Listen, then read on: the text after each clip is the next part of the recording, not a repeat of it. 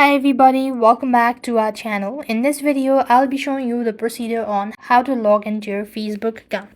If you want to log into your Facebook account, you need to follow these steps. So now, in order to log in, you also need to make sure that your account is completely up to date and that you also have an account. So basically, how you could do is to log in, install Facebook app on your device. So head over to your respective app store, type in Facebook on the search bar and click open it. After it's completely installed, after you're taken to the home page, you need to click on login button. Now, since I already have a multiple account, so the interface is gonna look something different. Now here you need to go ahead and provide in your mobile address, mobile number, and an email address associated with your Facebook account. And then the password. Once you're done entering the following information, click on the login button.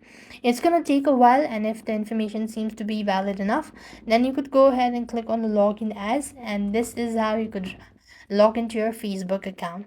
So that's how it's done. I hope the video was helpful. Make sure to like, share, and subscribe. Thank you for watching. See you in the next video.